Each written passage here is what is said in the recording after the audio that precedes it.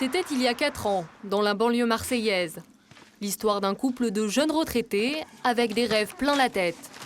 Après 30 ans de vie commune, Roland Casoni, ancien chaudronnier, et sa femme Rose-Marie, ex-caissière de supermarché, viennent de s'acheter une résidence secondaire à 2 heures de route. C'est un peu la route du paradis, ça, alors?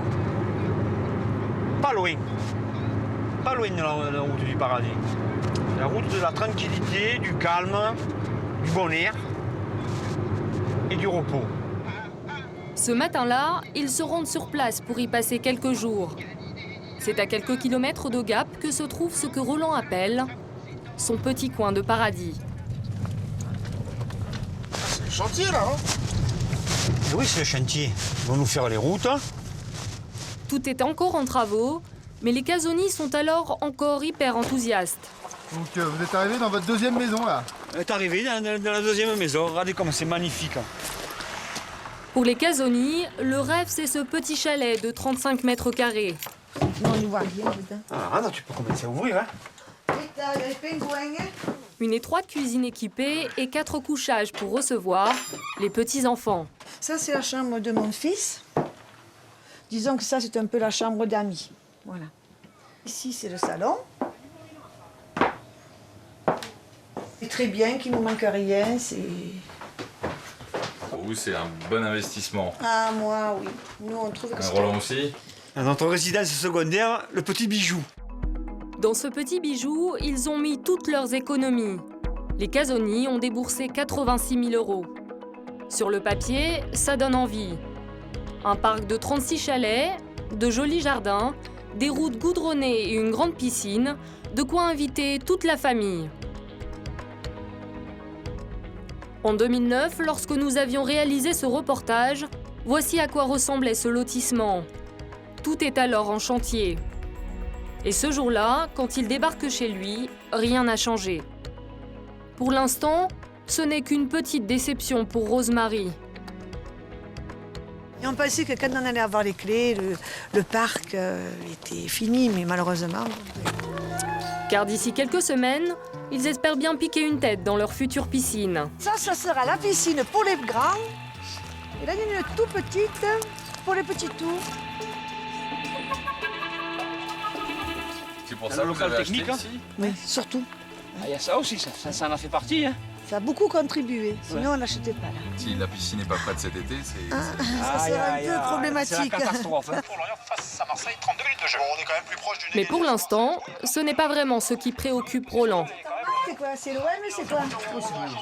Ce jour-là, Bon, dis-moi où tu le veux demain, ton arbre. la priorité des Casoni, Je vais le mettre là. c'est de personnaliser leur jardin. Le sud, il est là, le sud, là. Oui, et alors? Donc si je le mets là, l'arbre, il va faire de l'ombre là-bas. Bon, et si tu le mets là? Si je le mets, il faut que je le mette par là. Ça sera pas trop près de la limite avec la clôture, hein? Les branches, elles vont aller chez le voisin. Non. Alors tu ne le mets pas là, tu le Putain, mets mais là. elles seront quand même les branches chez le voisin, Oui, Rose-Marie. mais ça fait rien. Sauf que bon, moi, la limitation... Il ne s'agit que d'un arbre, mais chez les Casoni, ce genre de décision, ça peut prendre des heures. 10 cm après. C'est la discussion avec madame. Où on va planter l'arbre? Bon, je vais le mettre là. Hein. Ça va pas aller. Pourquoi ça va pas aller? Mais parce que ça va pas aller. Je vais pas déplacer ça, Rose-Marie, en attendant. Vraiment, on va marcher où? On va marcher dans la boue? Et au final, c'est toujours madame qui gagne. Il faut que je le mette là, donc il faut que je lève ça en premier alors. Ma foi. Bon, il faut que je mette l'arbre là. Allez, on va mettre l'arbre là. Vous êtes obligé de déplacer le chemin pour faire... Eh oui, voilà. Pour faire plaisir à madame, on déplace le chemin. J'ai raison, Roland. On déplace le chemin pour faire plaisir à madame. Faut pas me faire plaisir, c'est plus logique. Tu te rends compte pour planter un arbre, la discussion qu'il faut avoir pour planter un arbre? L'affaire est loin d'être réglée. Le lendemain, nouveau rebondissement. La polémique repart. Pour quelques centimètres, Rose-Marie n'est pas prête à lâcher l'affaire. Je viens encore de le reculer à 50. Arrête. Tiens, Rose-Marie, le trait était là. Ça suffit. Hein? Non, c'est toi qui suffit. Oh, mais tu arrêtes un peu.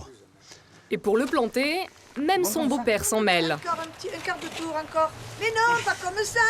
De l'autre côté, on t'a dit. Voilà, c'est bon. Voilà, là oui. Il y en a un paquet d'inspecteurs des travaux finis, là. Là, tout le monde est inspecteur des travaux finis. Il y a la guerre qui a fait le trou. Hein. Tous les inspecteurs. Bon, voilà, là c'est plus vers nous. Après tous les efforts qu'a fait votre mari, vous lui dites même pas, y a même pas un petit merci, vous êtes dur. Hein. Elle va me faire un bisou, je me mets en colère, un petit bisou.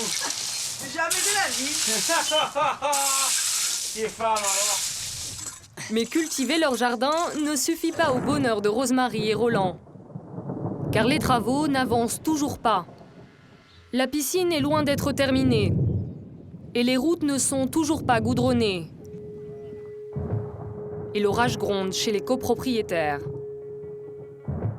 Pour tous ces retards, il y en a un qui va devoir rendre des comptes aux propriétaires. C'est le promoteur, Benoît Vossian. Il porte beau et il est ici comme chez lui. Pas le moins du monde inquiet à l'idée du face-à-face qu'il attend avec ses clients. Un bisou. Ça va? Vous avez bien dormi? Ouais. Vous connaissez tout le monde. Bah, bien sûr que je connais tout le monde, heureusement. Donc, il manquera plus que ça. Vous allez bien? Toujours un petit mot pour chacun, comme un homme politique en campagne. Vous prenez une douche? J'essaye. D'ailleurs, c'est la journée des tuyaux, quoi. Ah, je voulais vous saluer. Et quand il se rend au chalet de Roland, c'est lui qui dégaine le premier.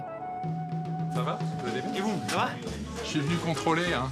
Et alors, j'ai pas avancé? Rien du tout. Ah, voilà, allez, ça Rien commence, du ça tout. commence. Ce bois était posé. Non, il était pas fait encore, Il celui-là. était fait, il était fait. Me racontez pas d'histoire. Celui-là, il était pas fait. Je vois, monsieur Casoni, que la patronne n'est pas là, donc j'ai l'impression que c'est pour ça que ça avance pas beaucoup aussi. Allez, quand il n'y a pas la patronne, Quand il n'y il a pas est... la patronne. C'est bon, sinon, il est fort, il est fort. Seul face au promoteur, Roland fait profil bas, en attendant demain la grande assemblée générale. Vous allez un peu lui tirer les oreilles ou pas? Au chef, au grand chef, ah oui, au grand chef, on va lui tirer un peu les oreilles. Là, il n'a pas trop avancé. Il me dit à moi que j'ai pas avancé, mais lui, il n'a pas trop avancé non plus. Hein. Le lendemain, branle-bas de combat à la mairie. Les copropriétaires sont venus demander des comptes. C'est un mariage ou... Ou un enterrement, hein, peut-être.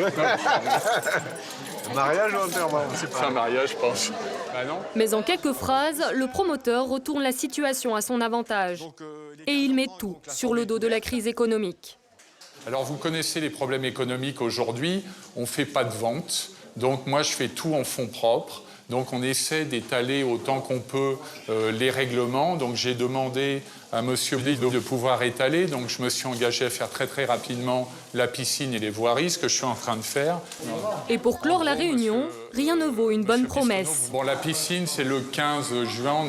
On a confirmation, hein, c'est sûr. L'eau sera dans la piscine au 15 juin. Vous êtes rassuré de savoir que vous allez avoir votre piscine cet été? Parce que ça a inquiété beaucoup de personnes.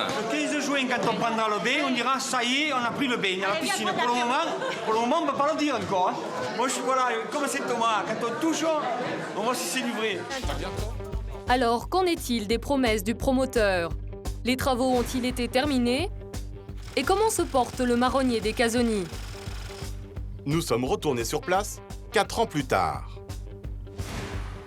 Rosemarie et Roland se rendent dans leur fameuse résidence secondaire à côté de Gap, dans les Hautes-Alpes.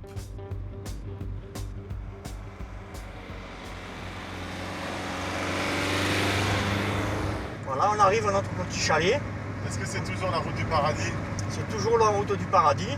Ben, il y a les breaks, je crois, oui. Ben là, il y a les breaks qui sont arrivés. Oh, ben il y a du monde aujourd'hui. Ah, ben aujourd'hui, il y a un peu de monde, tiens. Les Casoni connaissent maintenant toutes les petites habitudes de leurs voisins. Le couple se prépare à passer sa 4e saison d'été. Depuis notre reportage, les routes ont enfin été goudronnées. Le couple retrouve son petit chalet. Non, il n'y a pas monsieur, comment il s'appelle aussi? Et leur fameux marronnier qui est resté la star du jardin.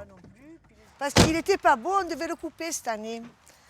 Et on lui a dit, si tu n'es pas beau, on te coupe. Il a dû avoir peur, il s'est fait magnifique.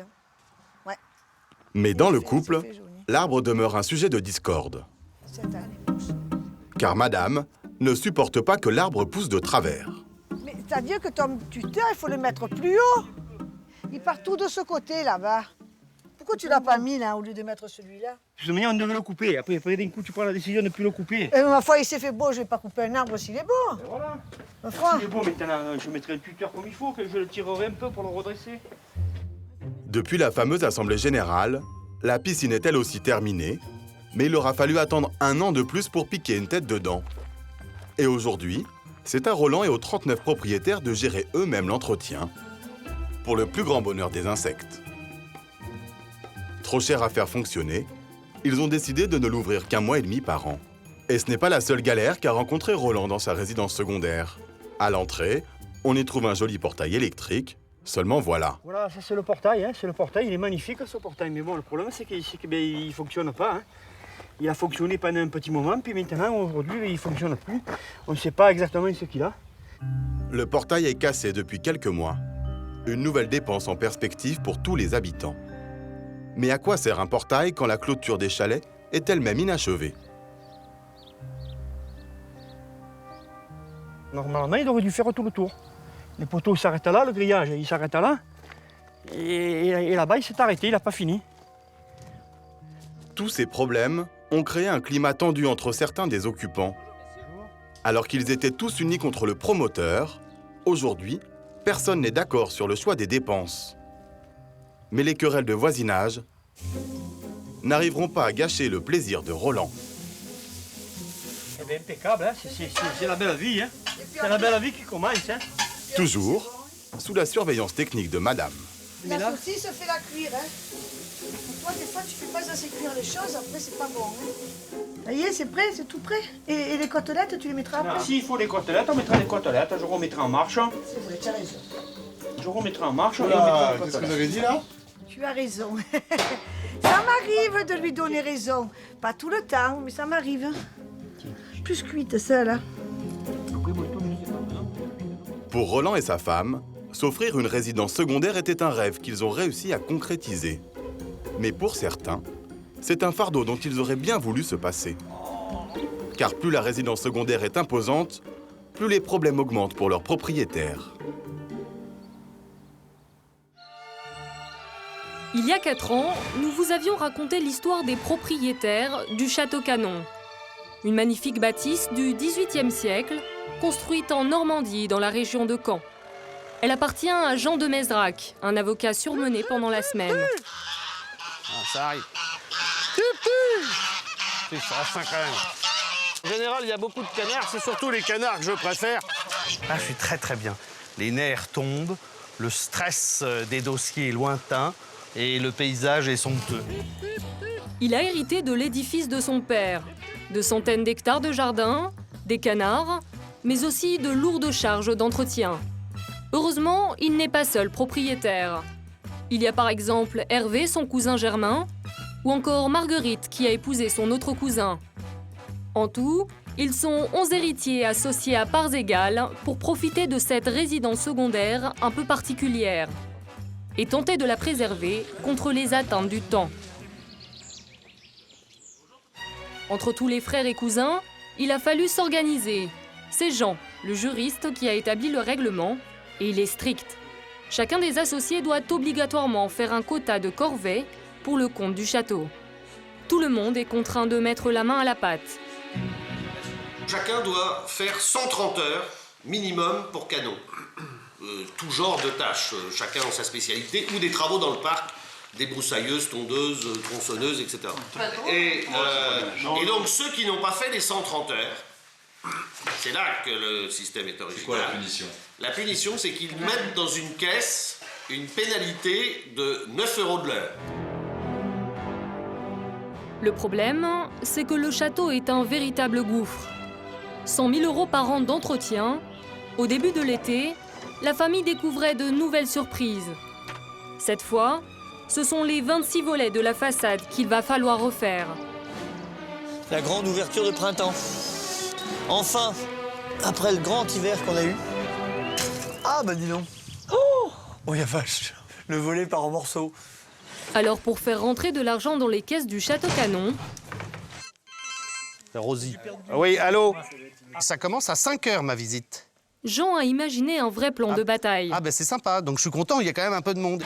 D'abord, il a décidé d'accueillir les amateurs de vieilles pierres. Bon bah alors là, tout le monde m'attend. Si vous le voulez bien, on va commencer.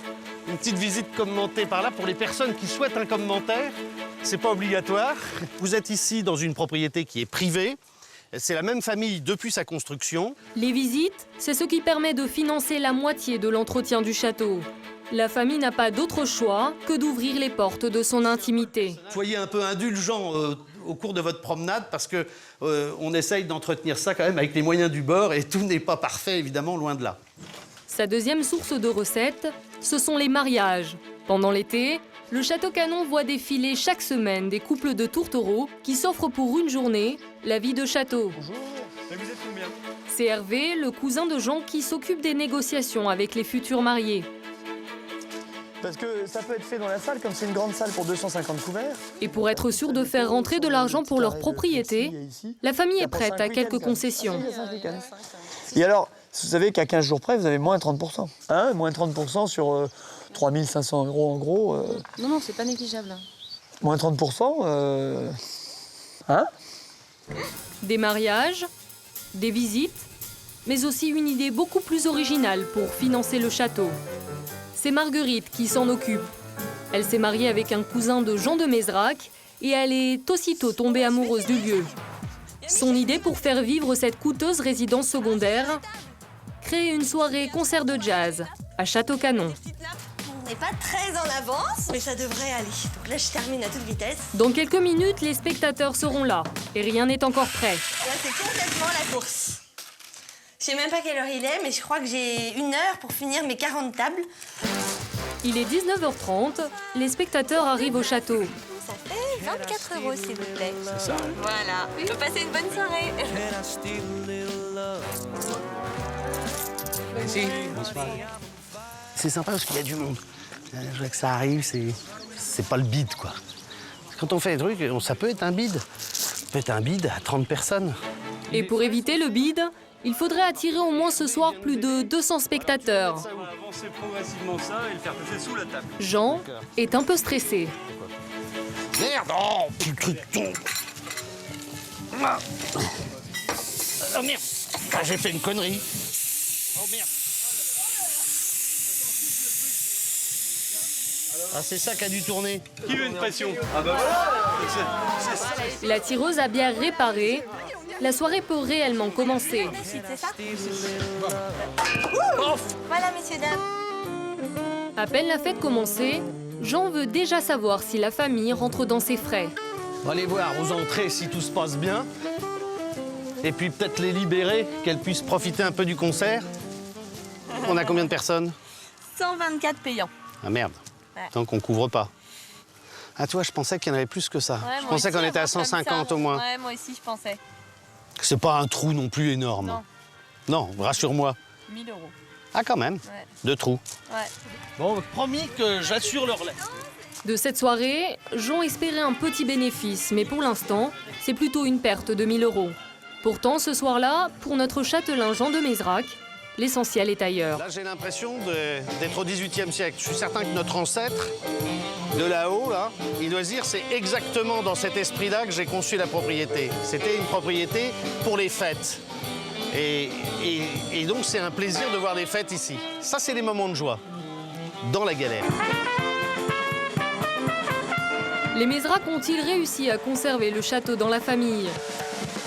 Marguerite a-t-elle trouvé de nouvelles idées pour faire rentrer de l'argent dans les caisses? Où en sont les travaux? 4 ans plus tard,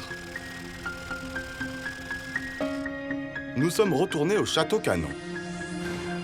Jean et ses cousins ont toujours 130 heures de corvée à faire chaque année. Mais désormais, l'amende a augmenté. Pour ceux qui ne se plient pas à la règle, elle est passée de 9 à 12 €. Et Jean a toujours autant de soucis avec sa résidence secondaire. Dès qu'on vient, c'est toujours pour découvrir une merde.